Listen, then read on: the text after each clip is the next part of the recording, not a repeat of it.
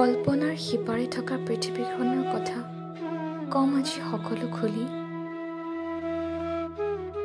নেদেখা বাটৰ বৰ্ণনাৰে আনিম মোৰ কবিতালৈ সেই কালজয়ী মুহূৰ্তৰ সোঁৱৰণি।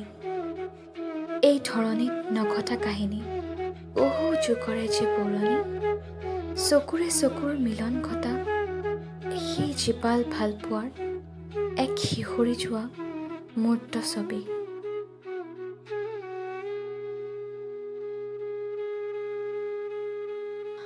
মোৰ কবিতাত প্ৰকাশ পাইছিল লক্ষ্যহীন যাযাবৰৰ কাহিনী। অত ৰঙেৰে যে আছিলোঁ ৰাঙলী, স্তব্ধ হলো হঠাৎ তেওঁৰ নীলাবৰণ দেখি।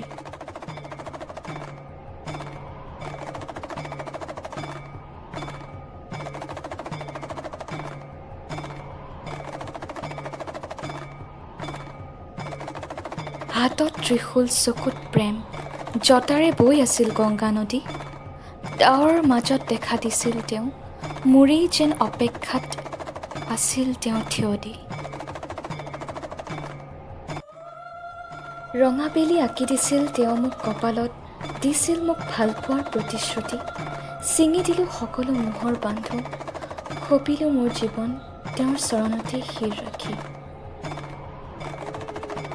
আজি যে মই চিৰকালৰে বিজয়ী, দিছিল তেওঁ আশীষ মোক হৃদয় পূৰ্ণতাৰে জিনি। সংসাৰৰ বান্ধোনত বান্ধ খোৱাৰ আগতে মোৰ ভাৱনাতেই যে চিৰদিনলৈ হ'লো মই তেওঁৰ অৰ্ধাংগিনী।